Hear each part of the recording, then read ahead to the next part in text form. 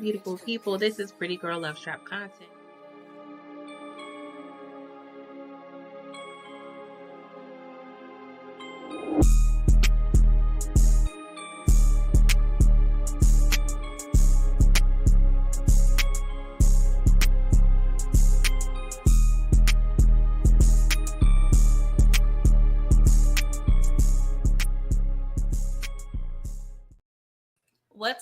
What's up, beautiful people? It's Pretty Girl Love Trap content, and we are here to discuss the season finale, hopefully not the series finale of the Continental. I cannot believe they really just sat in our faces and gave us 3 episodes. Well, it was more like 3 movies, low key, like 3 mini movies. So I am appreciative of like the hour 20, hour 30-minute episodes. But I truly hope we can learn more about this story, this origin story of Winston in the Continental. So, let the producer guys, the director guys, the studio guys bless us with a season 2, because I do not want to see this show go. Not at all.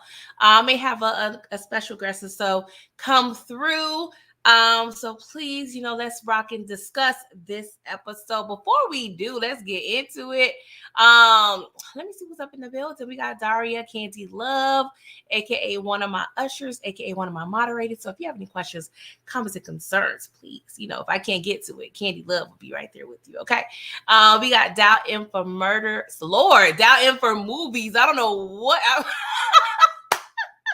I'm too involved in these trap shows, okay? It's not in for murder. I don't know. I feel like that was like a Lifetime movie or something. Correct me if I'm wrong, boo, but I'm sorry.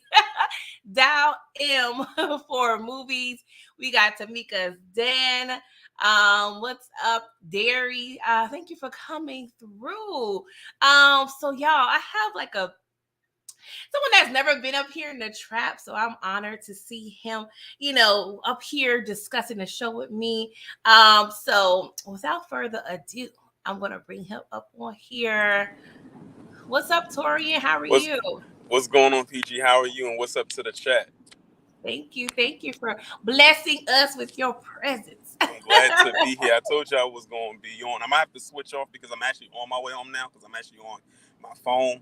So so I might have to, I might have to switch off when I get home, and then I'll come right back on.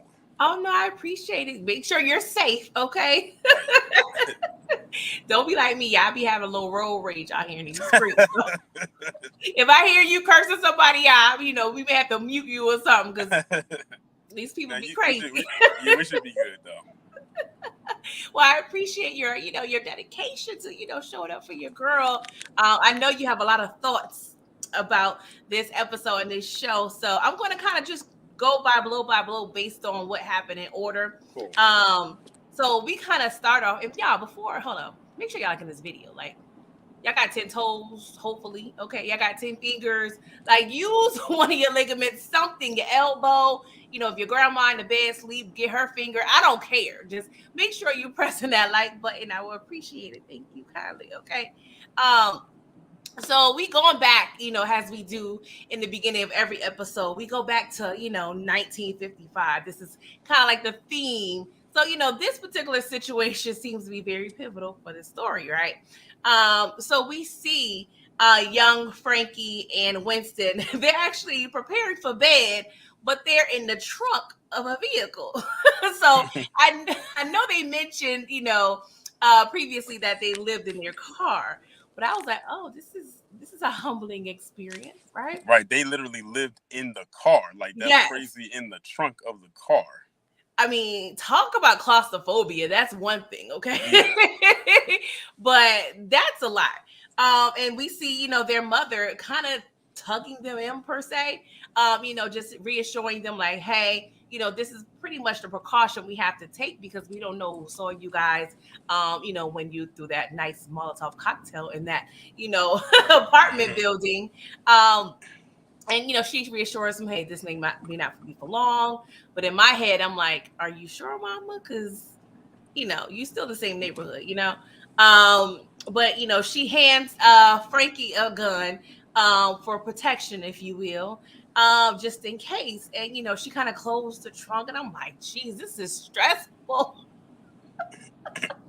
Stressful, Tori. Like, what did you feel when you saw this scene, this opening scene?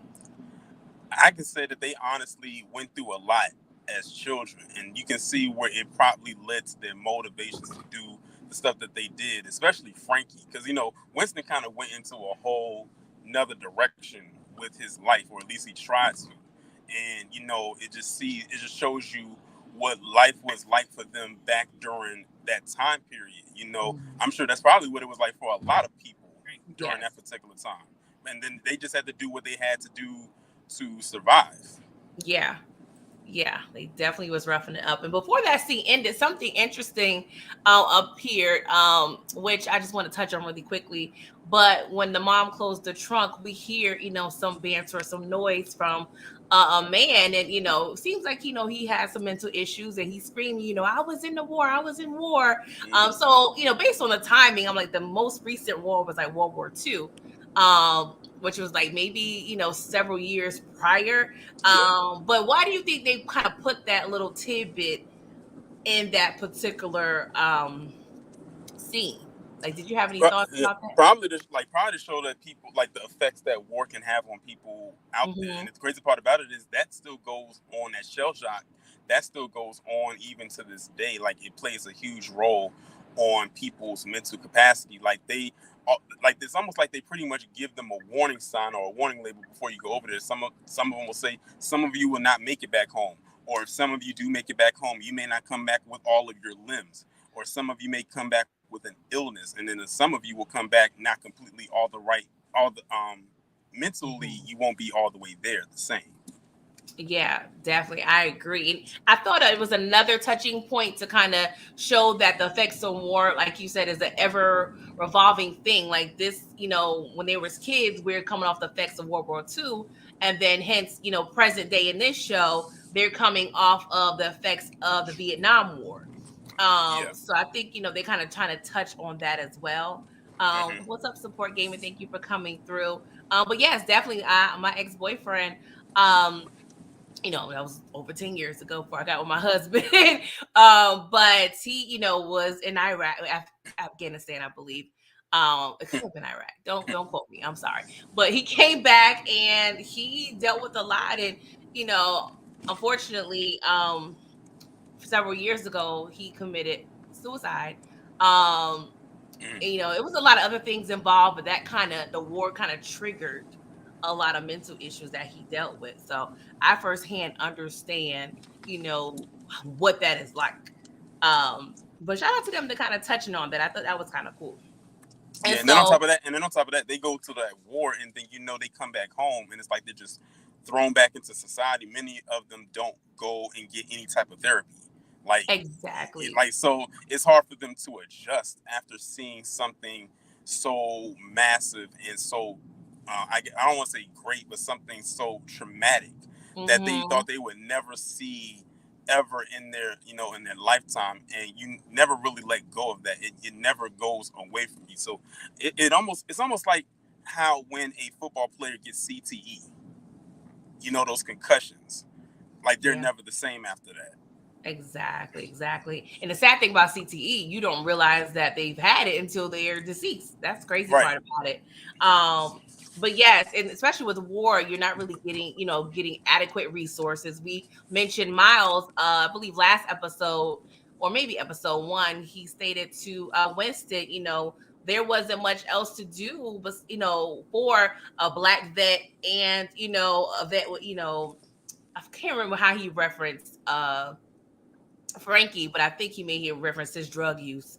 But there, if you have some type of issues or ailments when you come back, there are not a lot of resources, so you have to sometimes go the other route. I don't know why, but I think of the movie Dead Presidents, that kind of Exactly. illustrated that as Right. well. Mm-hmm. But it's crazy. We do, we have people over there fighting for our country. We come back to our country and they leave us no options. Exactly. Ridiculous. You just gotta love that good old US of A.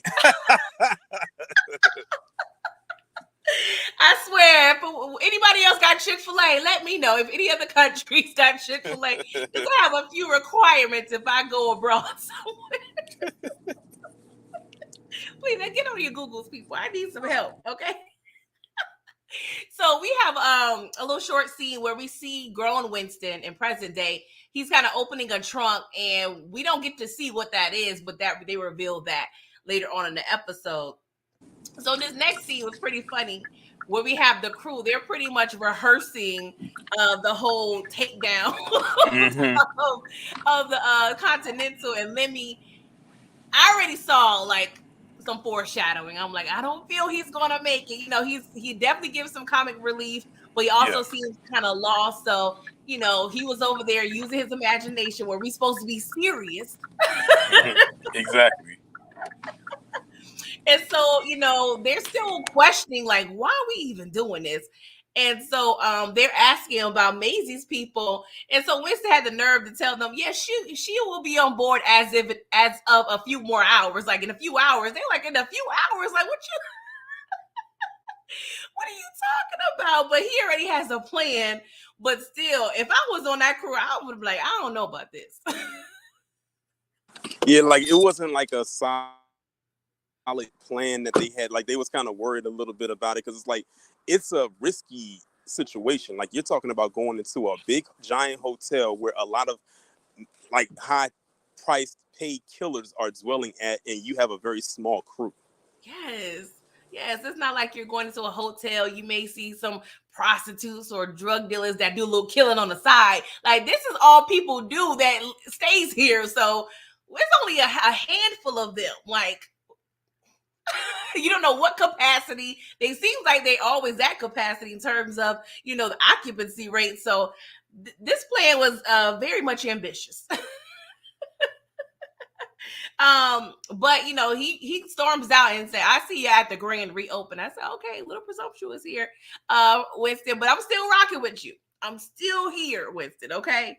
And then, I think it's the fact that we know how everything's probably going to play out because we've seen the John Wick movies, but we just love the lead up and tension that's going to tell us how did Winston get in this position. exactly.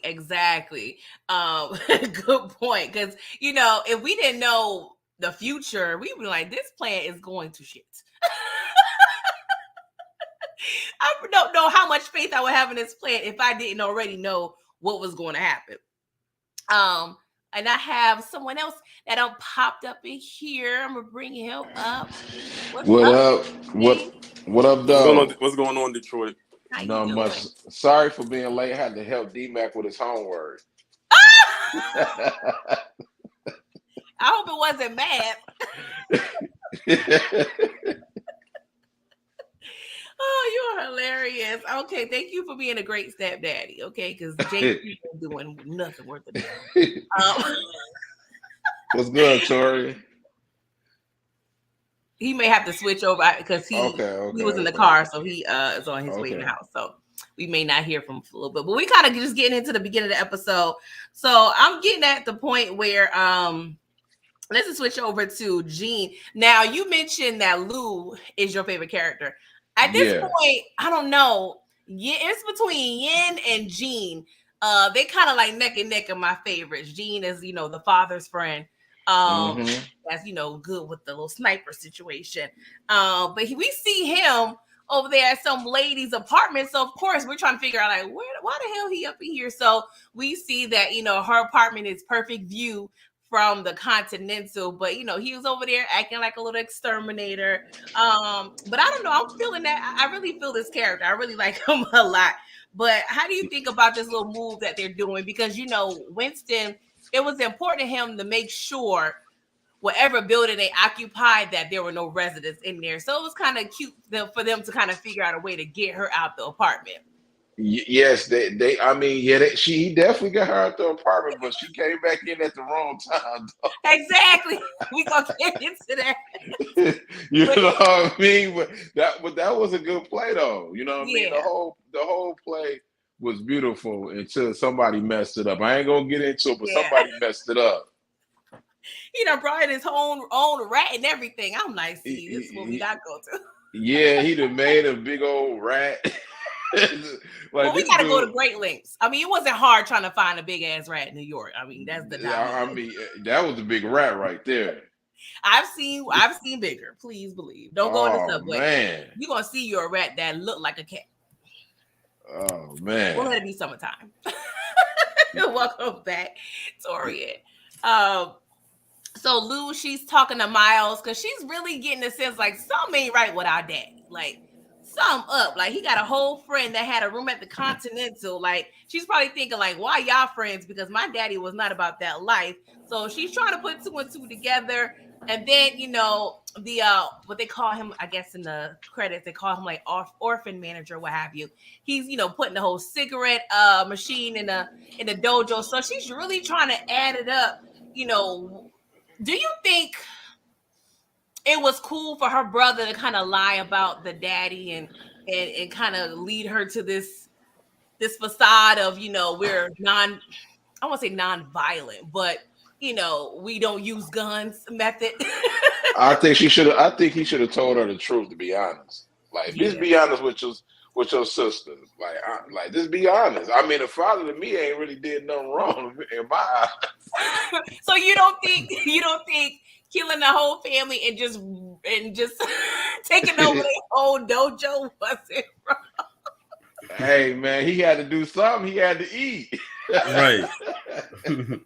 Toria, you agree with And that? it worked in his favor. I mean, like he left something, to his family, and that's why I really liked the Lou character, because she was doing anything she could to protect that dojo by any means. And I don't want to jump But ahead to what she ends up doing towards the end, but when we yeah, get there, we will get there, because that was one of my favorite parts of this episode.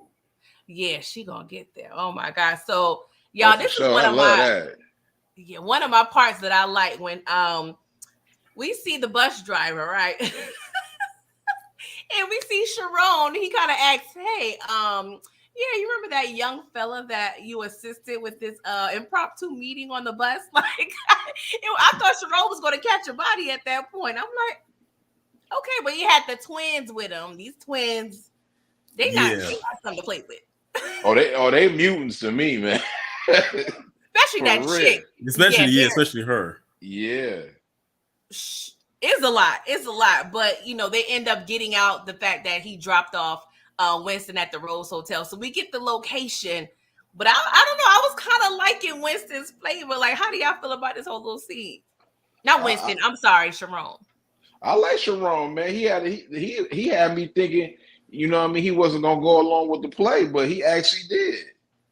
I knew he was going to go along with it because, again, he's another character that we see later on as an adult in the John Wick movies, and he was always like a kind of a laid back type of character, but he was always loyal to Winston and to that hotel.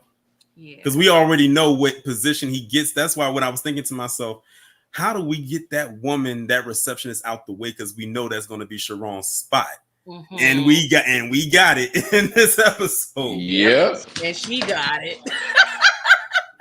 He got it. So Winston, he meets with Maisie, and he pretty much, tells the story about his why, talking about his mom and what she had to go through financially, begging for money, trying to get a loan. And, did y'all get a feel that the man in the suit am I missing something? Was that supposed to be Carmack, or was just another figure that just trying to just, I think me personally, that's an Easter egg. I think that's him. You think so? Because I Yeah. was like, okay, I'm like, am I reaching to think that's Cormac? Because he didn't really say anything, but I'm like, am I missing something here? But I don't know. I felt like he was alluding to that, but I wasn't sure. So he pretty much gives her the empty bank for her to use for her people. And of course, she's like, okay, but we need more. Like, he was like, that's fine. He gave him some suits and some work. So it's good that he had some bread, because that kind of, helped him gain his army. But what do you think about him, like, enlisting Maisie and her people? Torian. I'll go with you, Torian. Wait, so repeat that again? Sure. How do you feel about Winston's way, his strategy of obtaining, Maisie and her people? Do you think it was? I think the strategy went well. Yeah, I think it pretty much went well. I think Winston was even shocked himself that the stuff like it went the way that it did. I'm gonna be honest. That's what made it feel so realistic because it's like, did this actually happen? Did we actually pull this off? I can't believe it. Yeah, especially there was a scene that kind of showed like, oh yeah, he was like, Lord Jesus. I don't know if you're supposed to thank God for that type of violence, but hey man, hey, Winston wasn't playing around. He was on demon time. He was gonna get the job done. He was not playing. Yeah, Winston's a very calculated person. He's very strategic. Yeah, we saw that like in episode 2 when he explained that he was but the brains behind most of the operations when it came to him and Frankie. Like Frankie was the, I guess, muscle per se. But I definitely love, Winston and he was determined. He got the job done too. Yes. So y'all, Lou peeps that Mayhem was following her, so she goes to the little phone booth. Oh, one of my favorite scenes. Yeah, she kicked that man ass so bad in that phone booth. and the phone booth. He was like, "Oh my god!" See, I'm gonna say this though. He was being a simp, man. He should have just left that lady investigate what she was doing. She damn near hit him in the head. Like why is you following me and everything like that? And then he got beat up again.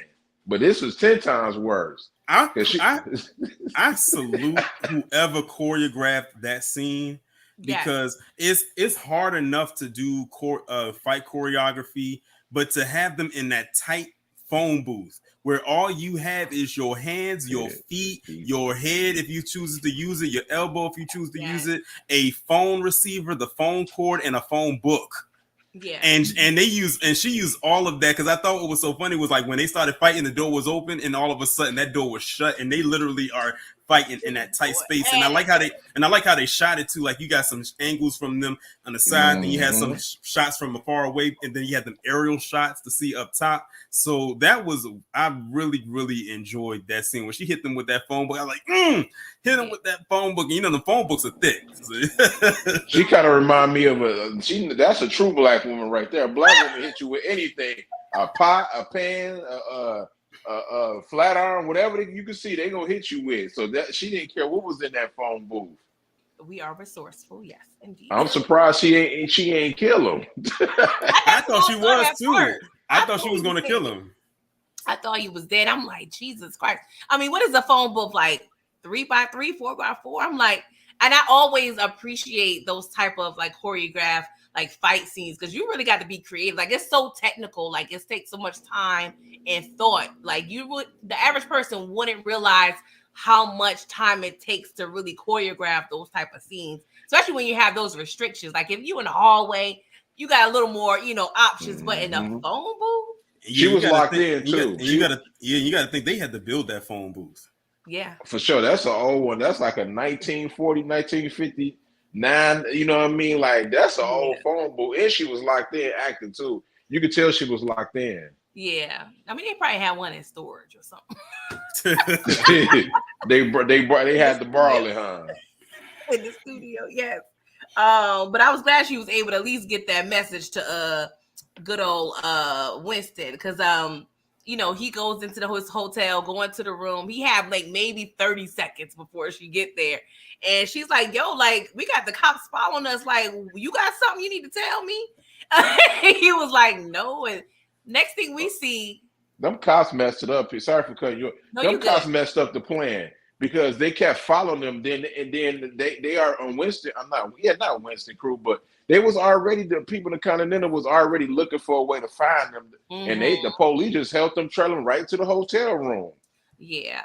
They did mess it up, but I do feel like towards like when we see what happens with Cormac, I feel like it kind of was one of those things that had to happen to kind of help facilitate everything. I feel like it ended up working itself out, I guess I should say. So, we see Hensel, he's one of the twins, and he got a +1 with him.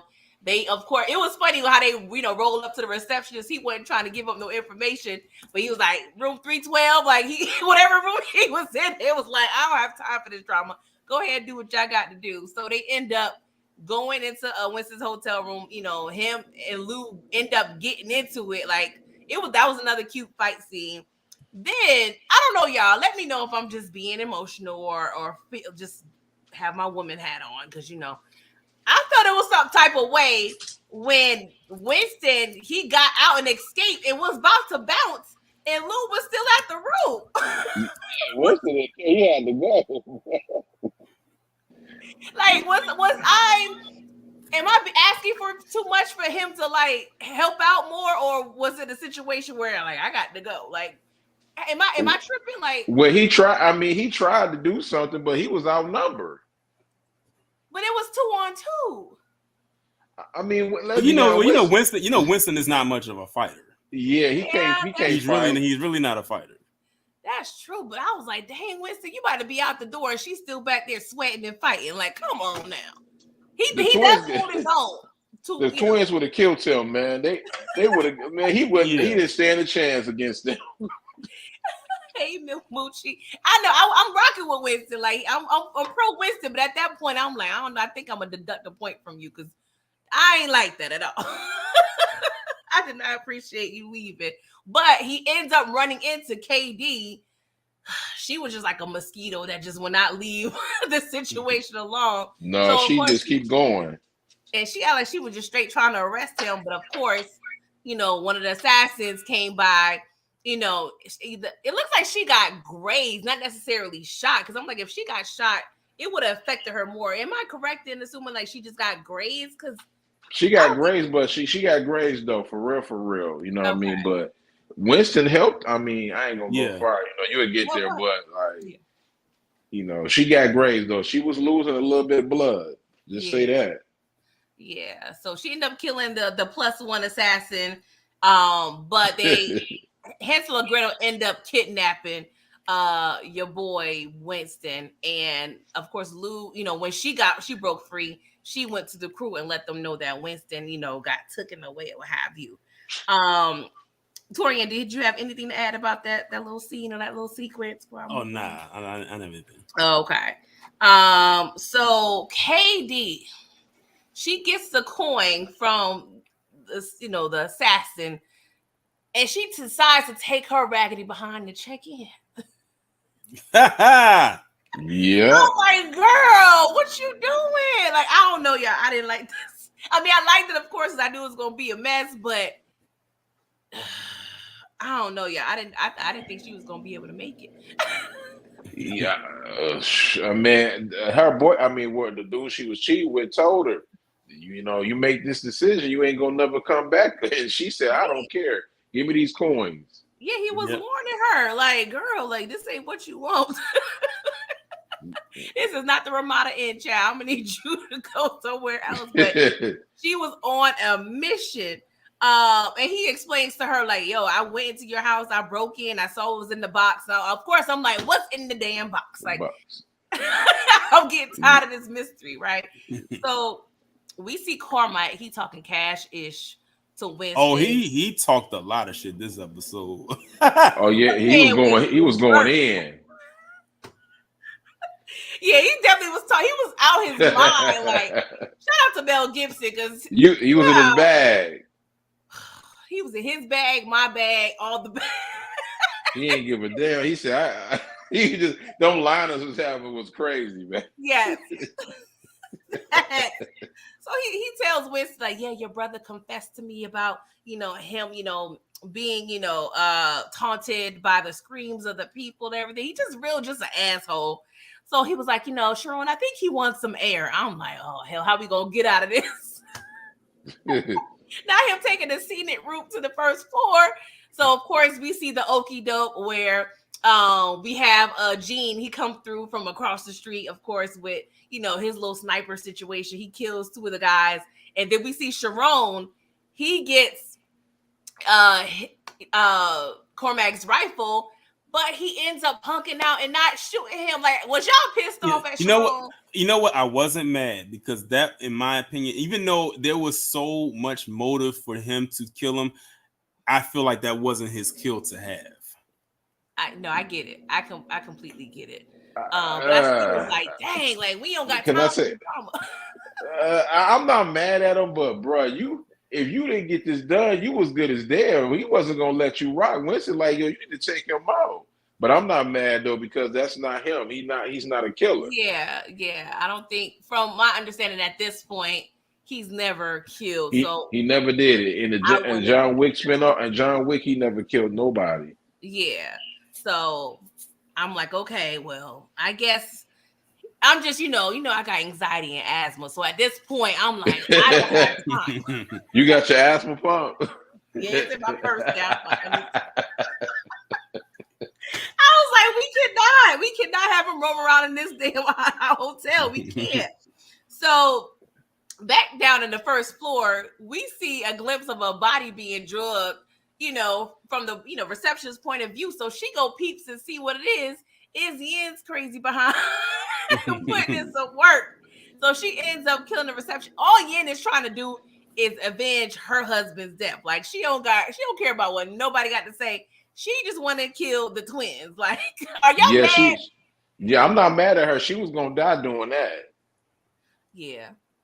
This was her suicide mission, I think. Torian, would you do you feel a way about Yen having her own motives for this particular plan? Like, because of course, I don't think she shared per se that she had a different different goal for this mission. No, like I understand her motives completely. She was laser focused. Yeah. But I'm glad she took out that receptionist because, like I said earlier, by her taking out the receptionist, we know who's about to get the job. Mm-hmm. So they had to find a way to get her out the way, so we can get the person who rightfully deserves that spot, as we saw in the John Wick movies. Yes. Because I'm like, when I was looking at this, I was like, wait a minute. I'm looking at this movie, I'm like, wait a minute. That doesn't look like Sharon behind that desk. And this was like the 70s. So by the time that we see John Wick, like she probably would have been old and gray anyway. Yeah. She was an older woman. Yeah. Mm-hmm. What's up, Shayna? Thank you for coming through. Y'all subscribe to our channel if y'all, enjoy all the good juicy shows. Honestly, Shayna, I'm a John Wick fan, but I gotta give Detroit Kings his flowers. Like he told me about this particular show. So I gotta give him the kudos. Finding out about fire. I said this show was fire, man. I need a season 2. What's up? We gonna talk about that. Because I'm like, I need more. It took a black. It's a black man directed it too. Shout out to him. Really? Okay. The I forgot their name. One of the twins. They directed Their Presidents, Minister Society. Yes. Yes, you are right. I did see that. Yeah, shout out to him. I feel like they didn't do Above the Rim, did they? No, they didn't do that. They did one of Denzel movies though, The Book of Eli. Because I feel like one of them, they got in a little situation with Tupac back in the day, right? That was Minister Society. Okay. I'm like, I'm mixing up my, we didn't have social media back then. We had Right On Magazine and Word About. So I'm trying to get my my drama together. Okay, back to the Continental. So Lou, she's at the dojo. She's frustrated because she, of course, not feeling something right. And so the little boy came in, was like, the monster coming for you. Yeah, we knew what that was about. Yes. So of course she's all stubborn and whatever. So he ends up meeting her outside, and he pretty much tells her like the truth, like your dad was murder for hire. He pretty much took over this dojo, and pretty much the agreement he had with the previous, I guess, neighborhood ruler, if you will, is that he continued to work for them. And of course, now her bubble is bursted, and they end up going in there trashing the place. But the little boy was like, "Please don't let them take me." I said, "Not you asking for a lot." But hold on, right? Don't forget, PG though. He gave her the gun. Yes, thank you. Yes, he gave her the gun where the dad name on the gun, literally. Yeah, that gun was cold. I don't care what nobody said. That was that gun was fire. Do y'all know the name of that gun? That type of gun that is? Is that a Desert Eagle? Yeah, I think that is I think that looks like a Desert Eagle. You know, a yeah, Desert Eagle, and a Desert Eagle is like the most powerful handgun. Like that thing could blow a hole yeah. through an encyclopedia. Okay, okay. I hear it in a lot of You lyrics what don't happened, but I you don't don't think really supposed to have it though. To be honest with you, you get caught with that, you in trouble. so. It's an illegal gun, or you mean just it caused a lot of It damage? causes it's like you two were It's just like talking about the it's like shows. the shotgun Yeah, it's like the shotgun of handguns. yeah. Mm. You don't want that though. You don't want them problems. Has a lot of kickback to it. So like if you was to shoot it, you would not want that near your face because that thing will like literally jerk back and knock you, probably damn near knock you out. You Yeah, it looked about like I guess the nozzle you would call like it looked like it creates some pretty huge holes. So yeah, yeah, I mean it ain't nothing to play with. It's nothing to play with. so yeah, I'm like, okay, daddy with the gun. So the little She boy was baited trying him to. though, PG. She baited him to go in there, by the way. Yeah, she did. I didn't think about that. Yeah. She Well, knew I didn't think she she necessarily baited them, but the fact I just think that she was kind of outnumbered, and I think at that point she learned the truth about her father. It was like I'm pretty much defeated. Y'all can have it because I've been lied to anyway. That's how I took it. But now that you said that, I'm like, oh, okay, I can see that too. she been wanting to take care of them for a long time. She baited him to do that, to be honest with you. She wanted him to go in there. Because she could have easily, I mean, think about it, PG. She baited him. Well, see, it seems like she didn't realize. I don't know. It just to me seemed like she didn't realize the little boy had that little control or not. You know what I'm saying? Like, I don't know. But from your perspective, I'm not saying you're wrong. I just didn't see it that way. But Okay. that's why I have y'all on here so I can get y'all points of views. Because maybe I kind of missed that, putting it together. But he ends up, and the little boy had a saying. He said, "Objects speak to me." I'm like, I understand, little boy, because when I see a Snicker bar, it speak to me too, child. So I get it. So he has a little control or whatever you call it. I don't know the technical term. But she ends up blowing up the dojo to smithereens. With all of them in it. All of them in, and they all dead. I just love the moment when the dude realized what the hell's about to happen. Yep, them eyes got so dilated. He knew it was a wrap after that. He wasn't getting out of it because they was knee deep in the dojo. It's not like they was at the door. They were all the way. And they was so thirsty to get in there and start trashing it. Yes. They was so ready to get in there and start trashing it. She was like, y'all can have your little moment right now, but guess what? I'm the one holding the control of the remote. Once I press this button, it's a wrap. Yeah. And she pressed that button, and I was like, man, listen, I was smiling, showing all 32 teeth like I was the Joker. Just got one up over the Batman. And when that thing exploded, I was like, well done. Well, I didn't connect any faces, but I wouldn't be surprised if some of the dudes' ass she was kicking earlier. They know what they was doing. They tried to line her up because they knew her brother and everybody else was gone. So they said, we're gonna wait, and then that's when they was like, because he knew they wasn't in there. I about guarantee if her brother and Winston was in there, they wasn't coming up in there like that. Yeah. But the fact that that's what I think maybe threw me off because she tried to play like they was in there. But do you think that was all a part of her plan? Because I think that was a part of her plan. Oh, okay. Because I think they got all the guns and stuff out of the dojo before they came up in there. Yeah. Because I think when the Mayhem and was doing surveillance on his side chick / subordinate, he was peeping that they was taking the guns out because they needed all the work they need to take over the Continental. But yeah, child, bye Mr. Bully Man. I don't know what they didn't really have a real name for him on the credits. So goodbye, sir. So back at the Continental, we see the stakes get high, child. Red light activated. So it's a good TLC red light special moment up in there. Everybody now knows we need to get the killing. So they said it's inimicus, whatever, which is Latin for enemy. So they're pretty much saying like, enemy on the ground. Winston Scott gotta die. So we see Cormac, he assembled his little team or what have you. And then we see the little wanted posters going down the mail shoots. I'm like, damn, y'all quick as hell. Right. They was quick. we saw in John Wick that they was kind of quick, but they had Winston and Sharon's picture on the wanted post. Yeah, they got their pictures up there fast. How much? I forgot. I couldn't. How much money it was on their head? For Winston, it was $2 million, and then any of his team members was $1 million.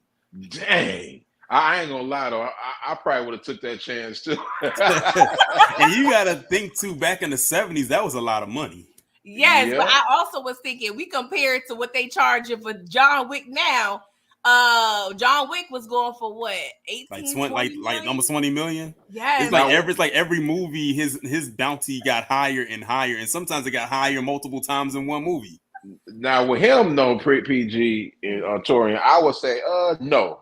You know what I mean? Ain't no money in the world worth getting killed because you gotta think if your bounty keeps going up high and high like that, then it's like, do you really want to risk your life? Because if the bounty keeps going up higher and higher, that means the more dangerous this person is. Yeah. Exactly. And if they catch them over $20 million, and they keep going up, I don't want them problems. I think John Wick had the highest bounty out of every wanted person they had.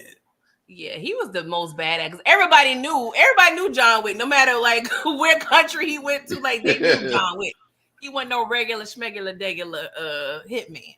But 20 million, talk about inflation, child. Speaking of inflation, I went to grocery shopping. Why the olive oil twice as much? I'm like, what y'all trying to? A girl gotta eat. Like, why y'all playing with? Sorry, just be random things be pissing me off. Like, hey, I see the same thing, man. Like, dang. Like, I need to start looking up how we make olive oil from scratch because ain't no way. Ain't no way. I gotta start doing my research. Oh Lord. Anywho, this kind of annoying me, right? So we see Lemmy. He goes into his section that he gotta hold down. He's putting in the work, but then he goes into the mail room and sees like this little receptionist chick. And he puts his guard down, talking about, I'm a good guy. I'm okay. It's okay. But I'm like, Lemmy, did you not understand or do any research about the Continental? Like, nobody is safe here. Exactly. And I like that this happened because this was the first time that when I saw her and I saw the tattoos, I said, that is the people that do the bounties. Yes. And because that was the first time we saw them, because in John Wick, it's like they have a whole slew of them. Like they have like a whole operation going on down there in that bounty room, and it's nothing but women in there with tats all over their body. And I thought that was dope that they incorporated this, so now we have an even more connection to the John Wick movies. And it's the first time we've actually seen one of them fight, because usually they're just there punching numbers, but she was up there like going at it with him. Yeah, that's true. That's true. I mean, she was giving him the work. I'm like, Lemmy, I'm no guy. I'm gonna need you to get it together. But he got her at the end when he threw that axe. Yeah, he ended up getting her with an axe, and then I don't know if it was like an ashtray or what have you, but she chopped him with an ashtray. I think it was an ashtray. It was. Why was he trying to talk to her when you on business anyway? Those people not about to play no games with you. They trying to kill. That's all they know. He trying to multitask. I said, this is not the time. Okay. He trying to get a number right quick. She said the only numbers we know is these bounty numbers, and right now you are one of the bounties. He said, you looking kind of good over here, girl. I don't know. We need to holler. I'm like, all right, Lemmy, we got other tasks at hand, okay? Meanwhile, we got Yen. She over it in the vents, okay? Because she went AWOL. She like, F y'all. And then, okay, y'all, just to be perfectly honest, this scene right here I'm about to talk about, I don't even want to call it cheesy, but I'm like, this was the only one where I'm like, I wish it was a little more realistic. So what scene was that? I'm referring to when we get to the door of the armory, right? Okay. And so, I know what you're talking about. We get Winston, and we see it was Winston and Sharon, and then we see Cormac and his team, and then we see the reveal of Maisie's people. Kind of, they're pretty much, we got guns drawn at each other. He's like, how about a game of 5-on-5? So Cormac breaks the armory key in the hole. He's like, nobody's getting in this armory. He turns off the lights, and all we hear is gunshots, right? So of course we don't see nothing and then the lights come on. We see Sharon just standing there, and then we see Winston. He used one of Maisie's, like, one of her first hand men, and then Cormac gets away. I'm like, I don't know. I didn't want any of them, the main characters, to die at that point, but I feel like that's a little. I mean, of course, it's a show. It's going to be unrealistic. But I don't know. I just wanted something else to happen. Like, what are the odds of you guys just all just making it out of this gun? To agree with you, I thought it was cheesy too. Then Winston wake up with a body like he fake dead. I said, "Oh my God, y'all!" But really, when you think about it, Winston was the smartest person like that to really think about it. Because I would have did the same thing too. When you see, like, when the lights cut out like that and his guns, bullets flying everywhere, I'm hitting the deck. Because 9 times out of 10, everyone's going to shoot in the mid-air and in the air. No one's going to think to shoot at the ground. Oh yeah, they told me early, stop, drop, and roll. Okay, like I don't. And he was smart to use somebody else's body as a shield to cover him just in case bullets did come flying in his direction. No, that was smart, but it was I guess the more troubling part of it was Sharon just being there by the door, just unhinged, like he didn't look like he dunked or anything. I'm like, come on, Sharon, what we doing? I'm sorry, that was the only. Sharon was looking weird. He was looking. That was goofy, PG. When I said, "Come on, now, everybody else dead, but y'all too." That's my only. It's a small complaint. It's not even major, but I had to point it out, guys. I'm like, come on, what are the odds here? So of course, Winston, he tells the team, all right, the armory, that's unsuccessful. So next point of action, we just gonna have to kill all these MFs, okay? That's the next point. And I'm like, okay, we gonna enjoy seeing it. So we pretty much see everybody kind of doing their little rounds of killing. And then I love the fact, like I said, Gene is kind of one of my favorite characters. So he's over there doing what he do, and then the tenant comes back. That part was funny. She forgot her medication. He was like, bro, you ain't supposed to be here till Wednesday. But you're right. She came right back and went back to the couch, sitting there and watching him snipe people. And he was so polite. He was so polite about like having her like there as his hostage, like all gently tying her up and gagging her and everything, having casual conversations while he out there sniping people. And they talk about the most dainty of things, like, plants and whatnot. Exactly. But it was funny because, normally when you try to prevent somebody from screaming, you'll like tie like duct tape or make sure they can't make any sound. The scarf was around her mouth was so damn loose, you could hear everything she said. Yeah. I was like, oh my God, this was hilarious to me, but it was cute. Hey, I ain't gonna get to there yet though, but it worked in his favor.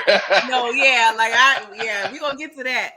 So KP, she catches up with Winston, and we pretty much, find out who she is. So, she reveals that she was the only surviving member of the family of, the callback of the 1955, what we see that, they threw the Molotov cocktail in the apartment. So I ain't gonna lie, I thought this was like a kind of a fire reveal. It made all the sense in the world based on what they're showing us. So I don't know if I should have realized it, but this was kind of. I didn't see it coming. I'm gonna be honest.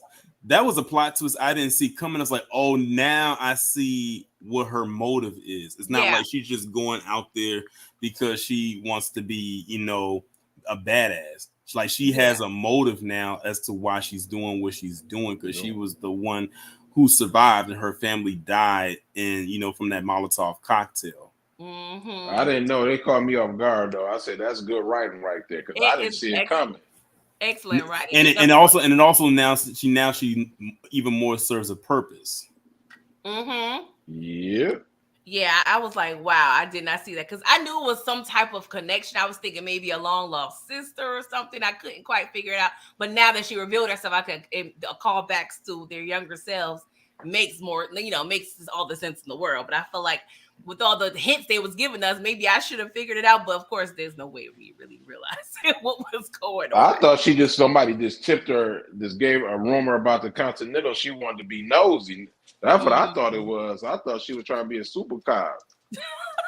We use super cops, right? We are definitely. I think we got PTSD when it comes to super cops based on the shows we watch. Yeah. Oh God. So, she reveals, of course, she's the only one who survived. So of course, we see Winston, he's immediately apologetic, like, my bad, girl. So she's like, okay, well, karma, yeah, that's my home girl. So she started throwing lighter fluid on him. He realized, like, oh, well, Yeah, because she was ready to torch his ass. She was prepared. Uh-huh. She was definitely giving Biggie Smalls ready to die. Like, she just did not care. So, of course, he confesses to her. He was like, it wasn't my brother, it was actually me. And then Gene coming through with the multitasking, and he shoots her. And then, Winston still tries to save her, which I thought was, kind of dope. It actually helps him. But what do y'all feel about, him saving her and all that? I thought that was kind of cool. I don't think he really wanted to. I mean, he didn't want nothing. To be honest with you, she innocent. Yeah, You know what I mean? So it wasn't meant for. He didn't want her to die. He would have felt bad. It was the least that he could do considering what he did, and he pretty much killed her whole family. So that was the least that he could have did was try to save her. Exactly. And then he was like, all right, just he tried to nurse her as much as he could. And he's like, I'm gonna be back. He actually did though. Yeah. Mm-hmm. So I'm like, all right, Winston, like, he don't try to be hurting nobody on purpose. He just, if you ain't got not young Winston. Yeah. So Cormac, he goes to the operations room, child, and we have Orson. Orson, that was a little funny, cute little character. He over there in the control board. He gets his rocks off of math and statistics and all that. So I kind of like that. Of course, Cormac, he goes on the intercom and pretty much says, we got a bounty on Winston. $2 million for him and $1 million for the rest of the folk. I'm like, is this tax free? Sorry, I know I be thinking about wrong stuff. Is this under the table or what? What we got going on? Is this a check, a money order, cashier's check? Let us sister know. So another dope part, Sharon tells Winston pretty much why he agreed to be a part of the plan. He was like, it's really because of Frankie. Frankie was the only one really talking to me. He was really, talking to me about, going home and encouraging me. And then we see, looks like Frankie laid Sharon up with the blickies. And I was like, okay, I kind of like this little twist. Like, what do y'all think about that? Yeah, he had it hiding in the wall behind the posters. Yes. That was fire. I like that was actually smart. That to me. Yeah. And it's crazy because, like, when you think about it, Frankie and the one who had the cello were the only ones that really had any type of true, I guess you can say, friendship connection to Sharon. Like, other than that, he was just a prop. That's how Carmac's song was nothing more than a prop. Exactly. Then and of course she find these damn twins, and the way she kind of signal them like in the hallway, like let's get it popping, let's get it. And so they kind of start doing the cat and mouse chase, and she gets them in a position where she kind of got the drop on them, and she really about to just kill everybody. She about to detonate this whole bomb situation. I was like, yeah, what we doing here? Like, she did not care. She wanted to be back with her husband. She was about to crash out, man. Thank God Miles came through and was like, yo, yeah, what we doing here? And so, of course, that distracts again. So, the twins get away again. So, Hensel and Miles, they kind of get into it in the speakeasy. And that was a pretty good fight scene, in the speakeasy, but they kind of corner him. And I ain't gonna lie, Hensel was kicking Miles' ass. He was getting his ass handed to him. He was getting the black man was getting. I'm sorry, I'm pro black man, but man, he was giving you that work, man. Like, I forgot which one of y'all, but they are definitely mutants. Like, I don't know, they are not. Yes, they are mutants, man. Because ain't no way you get shot and you still fighting like nothing happened. Right. The way their bodies were going, I'm like, what? Okay, I don't want to ask no questions. I'm just let it rock. And then Lemmy, he's behind the bar. I'm sorry, Miles is behind the bar, so he kind of, is trying to talk to Lemmy. Because at this point, I ain't gonna lie, I low-key thought maybe Lemmy was dead. I thought he had a little concussion and was like, good night. But apparently, he speak a little life to him, like, I got you in this, but if you can hear me, low-key help a brother out. So good thing, Lemmy was in the mail room. So I like the little, shoot system they got. So he was like, I'm in the speakeasy. So, what we gonna do? So he puts a little bomb or whatever, a grenade in the shoot, and he gets this, speakeasy, and it blows it up. And then Hensel kind of do a reverse move, and he pretty much does the same back at him. I was like, oh damn. That's what I thought too when I was looking at it, and you could literally see the grenade going through the shoe, because like it goes through there and it shows to a scene where you see Winston and Sharon, and you can see it going through the chute. It's like a part of me wishes someone could have activated as the Flash and slowed down time and just would have knocked that chute like loose and cracked that thing, so that bomb could have just like slipped out and went down the hallway or something.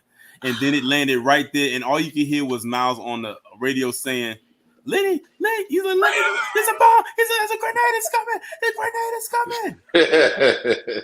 And then it explodes. I was like, oh, damn. I know, right? I already felt like maybe episode 2 that Lemmy, he was going to be a casualty. Yeah, Lenny was gone. He was goofy, good dude, but he was goofy anyway. So I'm surprised. I'm not surprised. Thanks, Tamika said, she said, damn. Yeah, I was feeling the way. Booby said they team had to lose somebody to make it interesting. Yeah, that's true. Because that would have been very much probably unrealistic for y'all to kill 11 people and everybody come out clean. So, Lemmy, sorry. You have to take one for the team, literally. Then Lou, she pops up on Ronnie, which is Charlie's friend. He over there doing surveillance, and she had the little boy, and she was like, hey, watch the little boy and watch this gun, which he eventually just neglects the whole situation, but it worked out. So she ends up helping her brother, but I ain't gonna lie, Hensel still kind of handing both of their asses. It was double teaming one person, and he was handling it like it was nothing. She did better than her brother, though, to be honest with you. But like, she get a pass. At least she was attempting to do. Her brother ain't do nothing, man. God. And the thing is, he had them both in a chokehold. He held her with a whole pool triangle. Luckily, she had her hands right there, so it wouldn't be completely grasped around her neck. Y'all, she would have been dead. Oh, for sure. My man he stabbed Miles with a pool stick, and then with the pool stick. I didn't know the technical term, but I'm calling it a pool triangle. But thank God, I had never been so happy to see a little Asian boy in my life. Thank God he saved both their life. Yep. And thankfully Charlie was being neglectful and didn't see the boy leave, climb right into that vent and drop that gun and popped him right in that eye. Right. Yeah, that boy wasn't gonna listen to him. He was like, I ain't trying to be in this van. But it's like, dang, Ronnie, you got a whole kid. You know how to babysit? Like, God damn. Like that kind of, it pissed me off, but it didn't because it worked out. We needed that to happen, but like, dang, we really needed this boy to be secure. I'm glad the boy got that PG, man, because I thought it was over for them. Oh yeah, like it looked like she saw God and Tupac and Michael Jordan, like Michael Jackson. I'm sorry, oh Lord, Michael Jordan. I didn't put that on you, but yeah, like she was, like she was about to go to the upper room. So I was like, thank God. Oh, Jesus, and the way she shot my man, like through the head too. That was fire. I enjoyed that. And that's when you was able to see the power of what a bullet from a Desert Eagle can do, because that was a giant hole in the head. Yes. Yeah, he was there. He wasn't getting back up. I learned something new today, y'all. Desert Eagle. I've heard of it, but I never really, matched the name up with the visual. So, I don't know why I would need that information if anybody listening, like the FBI or anybody. Yeah, but we just talking about the show. We don't. We talking about the show. It's pure entertainment. Right. So Winston, he goes down, to see about Lemmy, and Lemmy was like, I got some seeds. Okay. That's what I love when you near death, but you still give us a little parting gift. Like, I got the C4 in the bag. And he was like, I actually do love that ass guy. I was like, tears, what I'm saying? Like, he was, kind of, making amends with Winston, and then Winston got on the walkie-talkie with Ronnie. He was like, "All right, Ronnie, you got surveillance. Let me know what we got." So we used the mail room, started putting shoots through the different rooms, blowing people up. I was like, "Yes, I like this. I don't know why. I know I'm That's fire, but I loved it. I love the way they use this, right? And then, y'all, this is my favorite. One of my favorite parts too. The next part is my ultimate favorite of the show. Yin versus Gretel on the rooftop. Like, I love this bad B versus bad B on the. It was giving me like Kill Bill a little bit. Like, that's what I was getting from it too. Yes, I was like, okay, they old girl had guns. Like, let's do away with the guns. Let's do it old fashioned. So I ain't gonna lie. Yen, you was getting your ass handed to you too. It's the way that Greta was able to contour her body. Yes. Like, you would think she's 8 feet. Like, girl, how did you do your leg like this? I was just like. Remember in episode 2, I think 1 to 2, she was stretching with her legs. She was, you know what I mean? So you know it was gonna be a problem. Facts. And she probably they did say it was weird too. I feel like she threw away that gun because she knows deep down it wouldn't have been fair because she probably ain't gonna be able to get shot anyway. The way we saw how her brother was looking, not giving him. So she was like, "Yeah, you're right. Let me go ahead and try to be fair." Mm-hmm. But I love that scene. Like I said, I love when I see choreographed fight scenes like that. And then the way it looked like it was over for Yin, right? And then the girl was about to stab her, but Yin used her whole hand as a shield. Oh my God, that was so fire. I was like, girl. Mm-hmm. They went and literally when Yin was fighting her, when she was getting kind of the best of her, she had her bent up and folded like a pretzel. Yeah. How she was able to unravel herself like that and crack almost every bone that got snapped was crazy. I don't understand. That's incredible. That was crazy to me. I love that scene.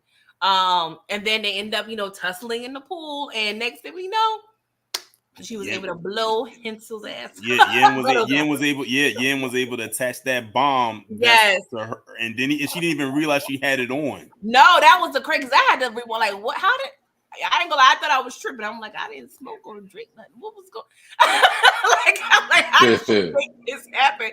I thought I was tripping, y'all. Yeah, because it was funny too. Because at first, then Yin, or I forgot which one had the knife. But she was stabbing in the water, but all you saw was a hand and a knife going up and down, up and down. Yes. I was like, damn. And then the next thing you know, she popped up and she had the bomb vest on. Yes, I was just like, she was like, what? And Carmack looking from the control room, he was pissed. His two best warriors was done. Donezo. Facts. I was like, gone. What you gonna do now, right? So press that button. That's what he did. Mommy, Rush Hour, push the goddamn button. And he did too. He didn't give a damn. He had that train. I'm saying, I'm going on my bad. No, you good. So my man had that train ready and everything. Cormac was like, this man was. Y'all okay? Educate me a little bit, because he had before all this, he had Sharon prepared like this little towel with liquid. Like, what was in that like solution that kind of made him, like, he called it his medicine? What was that? Do y'all remember?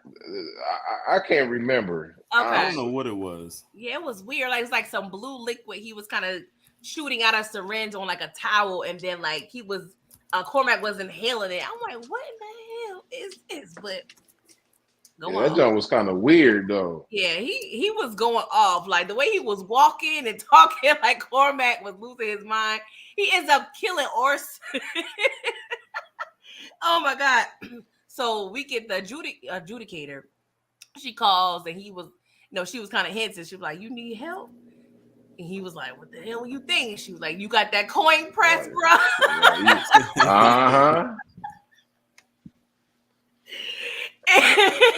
And of course, she was like, I don't want to hear nothing if you ain't got this cornbread. So he was like, oh, okay. So at this point, Cormac done lost all marbles. He don't give a goddamn about anything at this point.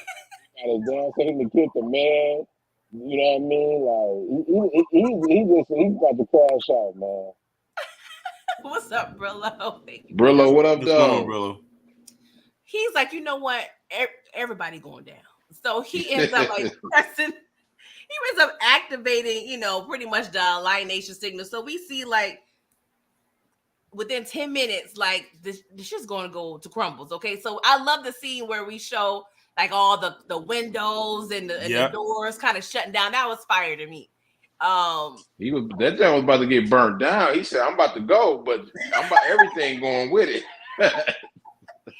And so Winston, they end up getting to the control room because Cormac was he was gone because he had something waiting for him. So Sharon mentions like, hey, it's only able to be deactivated by Cormac's hand. So I'm like, well, this kind of seemed like an interesting mission here, Mission Impossible. But Winston, he ends up catching Cormac in like the little subway, what have you. Apparently, he had an escape pod waiting on him, but Cormac kind of released some information. He was like, well, I knew there was going to be a family in that house. And of course, he said in the nick of time because Katie rolled through and heard that ish. And it was funny because he was trying to brush her off like, go on, girl. Like, we good. Like, don't turn around now. And she was like, and he was like, I did something to you, didn't I? He was calm with it, though. That's a crazy part. And he didn't even realize she shot him. He was like, well, how you miss him from there? He like, oh, shit. How did y'all feel about her getting the kill versus Winston? How do y'all feel about that? Now knowing that was the perfect way to go. That was in a way she had the most motive to want to kill him. That's fair game. I'm not even mad at it. Do your thing. Fair game. That's facts. That's facts. So she ends up killing Cormac. It's at this point, it's 3 minutes left till this situation goes down, and she pretty much lets him go. She drops the gun and goes on a merry way. She was like, "See you later." So I kind of like that because it also absolves him from any guilt because he didn't realize, wasn't aware there was a family in there, and she knows, like, of course, the true guilty party. So it was all good justice at this point. And so we hear the little escape pod was like, all right, Mr. Cormac, you got to make sure your hands and feet are out the way. So, of course, he now knows, okay, hands and feet, we kind of actually need some hands. So he ends up going back to the control room and deactivating it, with Cormac's like separate dead hands. I thought that was kind of fire. Yeah. But he saves his little hotel child. We done went through a lot. And then, Gene, he was like, all right, he packing up.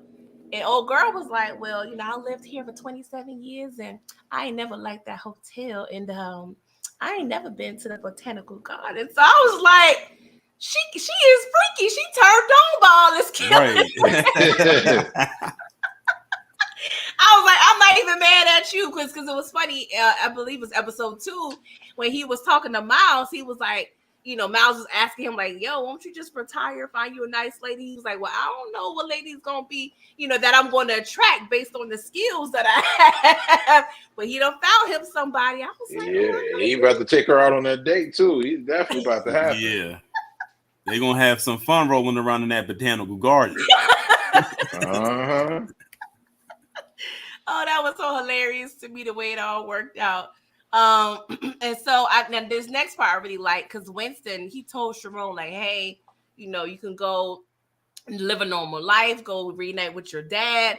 And Sharon was like, shit, this my home now. Like, what you gonna do without me? And I was just like, oh, okay. Like, what do y'all feel about Winston kind of giving him and granting him that freedom? I'm not mad at nobody can never say that, Winston didn't tell him he could do his thing because most people like he is slave, whatever, in the John Wick. I'm like, well, now you can't never say that because he told him he can go with his daddy and live his life. He never did. So, that theory is up out of there.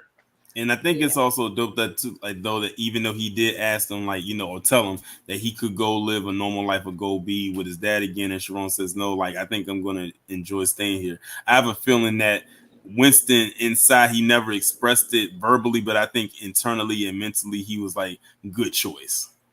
In my mind, I feel like he was like good choice. Yeah, sometimes you want to just say things, as a formality, like, like let me Uh-huh. just throw it out here. But I really want you to be hanging with your boy, like low key.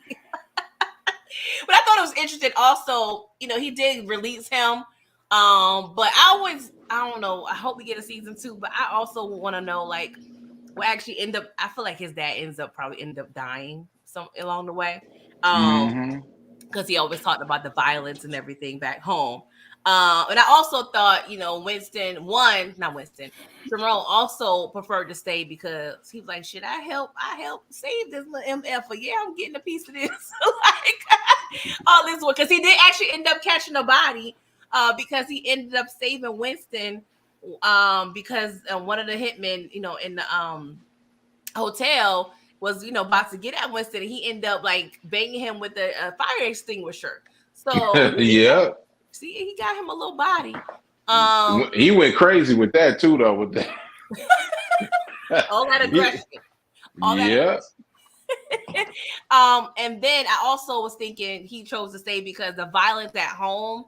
He mentioned like it's a little crazy, like the Wild Wild West. Like he also seemed like he somehow appreciated the fact that it was organized violence, in regards to the Continental. Like it has some structure. mm-hmm. Mhm. But Destruction and killing, though it definitely do. what do y'all think about this? Okay, so fast forward to John Wick and Sharon's character. Now, for the most part, to the naked eye, it seems like he was like just a receptionist. Even though he was kind of like Winston's right hand man in a Mhm. sense. But more so, looking at this now, I don't know. I just feel like I think Sharon was kind of owed more. Like I don't know. It seemed like he was. I don't want to he say lower level than John Wick. he Maybe that was the he took a perception. liking to John Wick though. Like, be honest with you, like to the point that if John Wick would have said, you know what I mean, I want you by me, you know what I mean, he would have probably. I think he would have left Winston and went with John Wick. Remember, you know what I mean? Like John Wick would leave his dog. He'd take his dog. He would when he thought. I think it was John Wick. Probably I think it was 3 when Winston shot him. He thought he was dead. He Yeah. was kind of mad about it. Yeah. Mm, I think this is also a payoff too, because like you said, like Sharon's character, like in the John Wick movies, he like you only saw him more so as the receptionist and everything like that, but he was always like he had always had this mystery type of thing about him, like what's his backstory. So mm-hmm. I'm glad that while this is a prequel, to John Wick, and it does give the backstory of the Continental, it gives the backstory of every party involved, including him. And I'm glad that this show kind of was a payoff because now, unfortunately, spoiler alert for those who haven't seen John Wick Chapter 4, Sharon is dead. Yep. Yeah. He got his character got killed off in part 4, which is why I'm glad that this is the last John Wick movie, because it's like it's crazy too because the actual actor who played him died in real life. Yeah. So it's like Yeah. it's kind of so imagine, and the thing is, he died before the movie came out, and I'm sitting there watching the movie, and I'm like, damn, what is going on? I'm like, he dead in real life, and y'all killed him off in the movie. Yeah. So Crazy. like that's literally what was playing out in my mind when I watched the 4th one. But I'm glad that they gave his character a backstory, and it shows that he was more than just the receptionist. Yeah. Yeah. Both of them dead. John Wick dead and him. Like now, Winston, he by himself in the last one. Yeah. I don't know. I guess visually, maybe seeing this background, I would have expected to see Sharon more of in like, I don't want to say an authority figure, but just doing more, I guess, or being more a part of the decision making process, possibly when it came. Yes, he probably did now thinking about it, but I think visually I may have wanted to see it more. I guess that's what I'm asking for. If that is that confusing? No, I understand you want him to do more, have more, make more decisions. You know what I mean? But Yeah, or I more be don't think like he. a consigliere maybe type of role. Not necessarily because I don't know if he was qualified for that, but kind of more like Winston, seeing him bounce ideas or have more conversation with Sharon. But Sharon also mentioned he's a man of little words too. So Yeah. so I don't know. But I'm not upset or anything. I'm just some When thoughts it's on time to tool up, though, he get them tools. He get that gun. facts. He gonna go in that armory. He gonna go get that armor. Like when it's time, like he was there busting his gun in too. Yes. Like, I mean, so he not no slouch. And it does explain because there was a lot of situations where he was like, "No, I'm defending this," like, So I see where it comes from, where it stems from. So we see the crew, they start assembling. We see Yin coming down the stairs. We see, Lou and Miles. They pretty much, everybody comes through. Ronnie, Jean, they come through the front door. So we pretty much having shots in the honor of Frankie and Lemmy in the hotel lobby. So I was like, okay, this kind of fire. Then we hear some like little clink clink going on. And then Winston come outside. Is the adjudicator. Mm-hmm. And she was like, you know what, sir? Pretty much this hotel is gonna be shut down. It's gonna be suspended because things aren't going the way that we pretty much sanction them. And he asked her, like, hey, do you believe in fate? And so then we kind of see what he reveals in the trunk of the car, which was the coin press. And correct, and then y'all, maybe I don't care. I'll just be vulnerable and maybe just be looked at as an idiot. But I don't know why I did not correlate that coin press being the actual coin press for the coins that they use for the hotel. I'm like, Yeah. duh. Like, Yeah. I don't know why. It just didn't click to that moment. I'm like, oh my God, I must have been smoking. But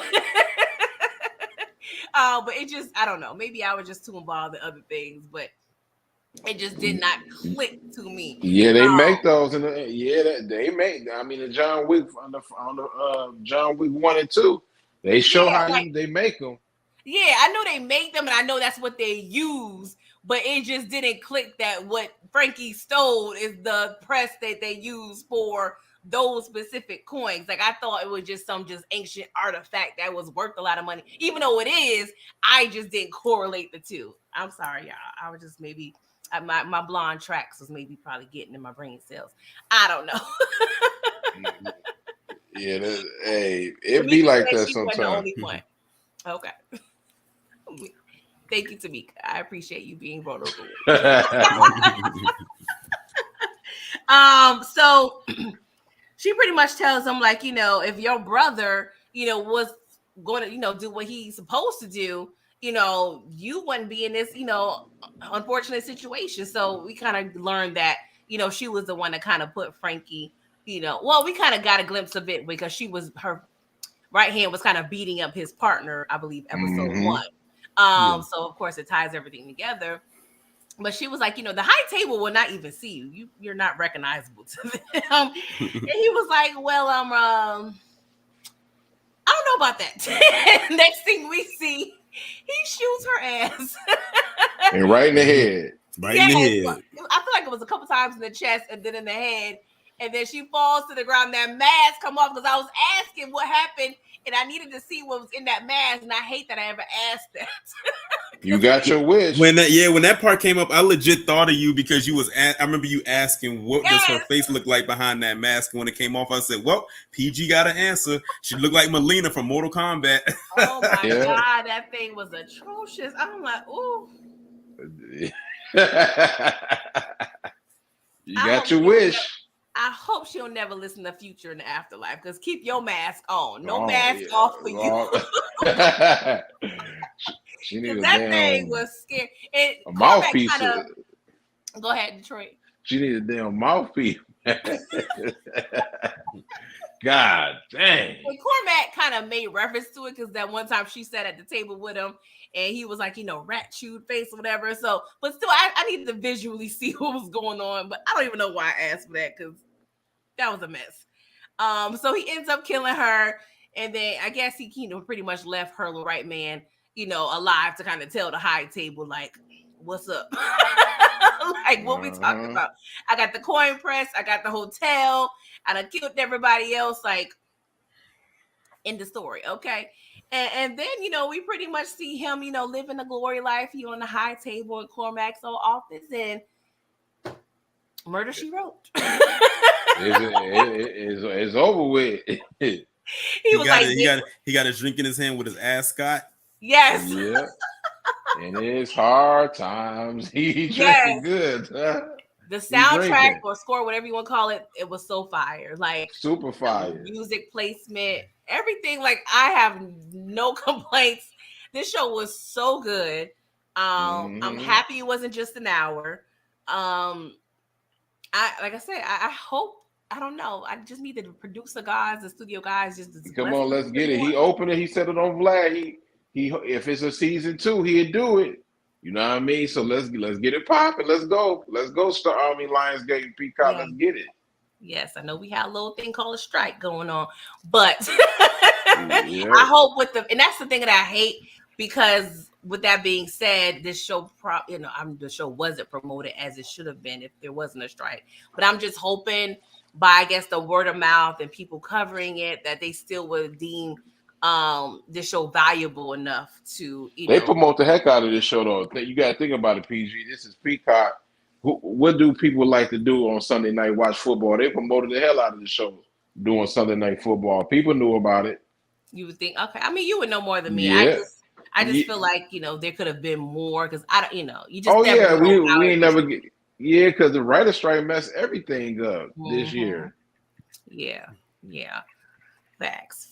Torian, do you have any ending words for this show? Your final 10s across the board. This was one of the best shows. I already had high expectations for this when I first heard it was announced, like soon after John Wick Chapter 4 came out, and I said, "Oh, this could be good." And they can play off of this, and I thought it was dope that we didn't have to wait a whole year for it. They released it the same year as John Wick Chapter 4, so it's like we still are kind of in that universe.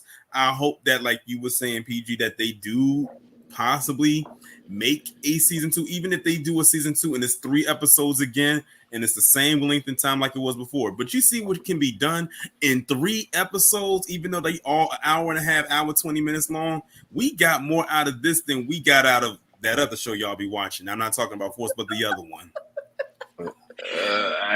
Yeah. Is it about a city? Is it about a city? It's about a city. I don't watch that show. I told PG I don't blame you, man. But I definitely love this show. Like I said, it probably, without even John Wick being a thing, it probably would have been a great standalone show if we didn't have any context to it. Of course, probably need a little more background, but this was the show. This is a show that we needed, to be honest with you. Yeah, it's a lot of filth on TV, and it's starting to get ridiculous. I was kind of losing hope, you know what I mean, on some of these writers. These writers was in a bag. That's what I mean by TV. Like, this is real TV that me, PG, and Torian grew up. Not all that stuff that they added on and stuff. Writing was incredible. It made sense. That's what we asked for. Yeah, everything perfect. And I was wrong about one thing. Maisie's little right hand man. I assumed that was going to be the Bowery King, but he did. So that's not him. That's not Lawrence Fishburne's character. But I guess I can assume maybe that's her. I don't know if that would be a family member. She gonna die, and that Easter egg gonna show her that he gonna take over. Yeah. I think it's gonna be a problem. Him and. I ain't gonna say nothing, man. But like, if y'all go back and look at the John Wick, he always he never beefed out with them, but they had problems, and they're gonna figure out why they had problems in the future, because they never really was rocking with each other. Yeah, that's true. We gonna find out why too, why they was sitting there homeless. Yeah. They look good in them suits, though. They look good in them suits. They definitely do. I hope they wash their behinds before they put the suits on. But yeah, shout out. Even I love I'm sorry, I don't know the actor's name, but the actor who played Jerome. Great job getting the mannerisms down. Even though Sharon is not is a fictional character, he still has to emulate the I guess the original Sharon that we are used to. So I always give kudos to people that really have to study someone else's work and just their mannerisms and everything. So he did an awesome job just from the walk and just the talk, like he really did. I really love him in this, and I love, like Torian said, I love the way that they just expounded on this character, giving it background, giving it substance. Like I said, they did their thing, and See, CPG. Now you trust me when it comes to shows, right? I never not trusted I you. try to. I'm trying to tell you when you get a chance, Linus on Paramount Plus, you gonna be. I'm telling you, you're gonna be feeling the same way. I'm just Someone saying. else mentioned that, and like I said, it's not that I don't. I just don't. It's hard, y'all, between working and mommy and wife and you too. It just be a lot. I just don't have time to watch a lot of TV. But I'm trying to get better, y'all. I'm trying to get better. I had one other thing I wanted to say. I'm sorry, I lost my train of thought. But yes, y'all, great show. Hope we get a season 2. Hopefully Prayers. more episodes. What would you, if there was a season 2, what would y'all like to see real quick? Torian. I just want to see more of the Continental. Like I want to see them rebuild it. You know what I mean? I want to see more. Who's gonna be John Wick before John Wick? Because I he gotta know. have somebody. Right. Yeah. Well, Yeah, I it's want kind to of see. Frankie that he did, so we need somebody else before John Wick. Because Yeah, I Frankie want. was holding his own. You know what would be dope though? Uh-huh. Even if they didn't, you know what would be dope, and I didn't think about this, and I know I'm saying this prematurely, and if they do this, I'ma know they was listening. So we know we have a backstory on, like, with this season with the Continental. I would like to see a backstory on the High Table. That would be fire. Like Or how just did the High Table get started? that, yeah, that. And I also thought to myself, the organization as a whole, like, Yeah, you know what I'm saying? Like, just, because it's a very mysterious it organization, so it is. makes you It wonder, is. like, how did the High Table get started? Like, who started? Like, where did it start from? Did it have like humble beginnings, or was it always like this? Like, how Yeah. did they get structured?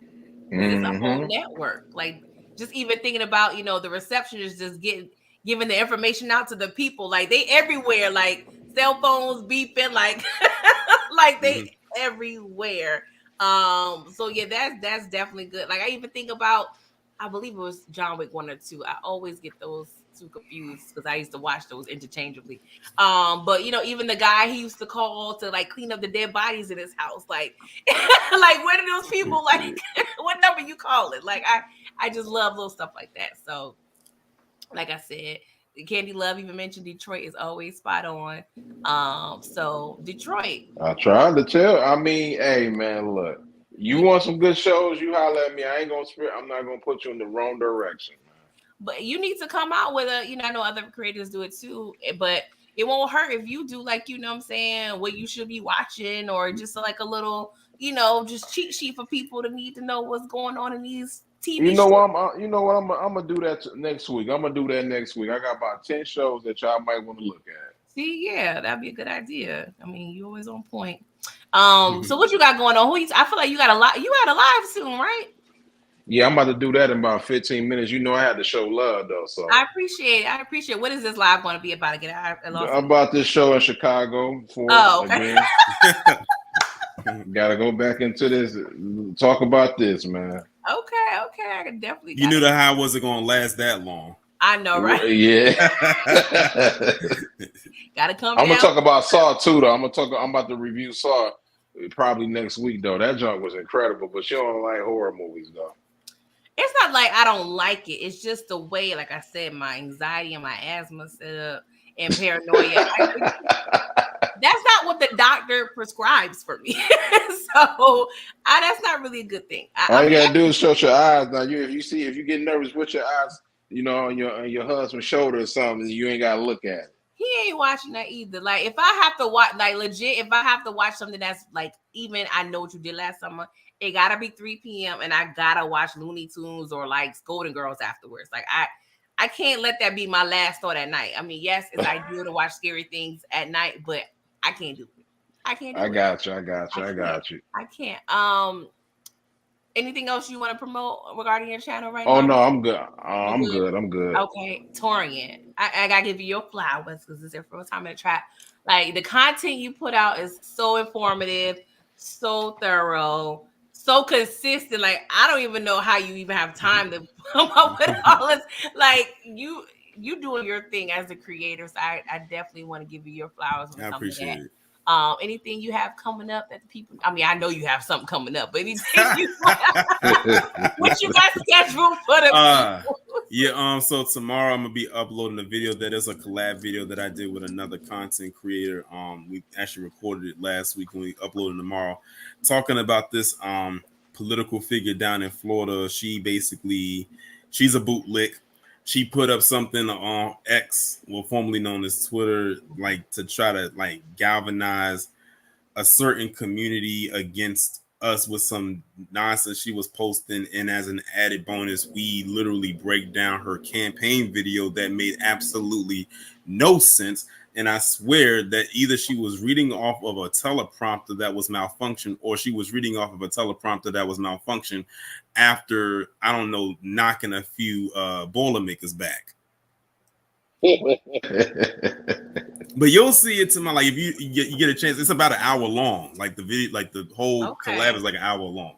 Yeah, I gotta listen to that. I still got I don't know, like 15, 20 minutes left in this the show you did about Terrell Owens and K Michelle and going to the side. And all that. I was listening to that. You know what's so crazy? I might actually go live tomorrow because Detroit, I don't know if it was you or somebody else in your Discord that about that thing Amari Sotomayor said. That was me. That was me. Okay. I said I might have to cook him on Friday, but I'm gonna be honest. I'm a little on edge, so I might have to cook him tomorrow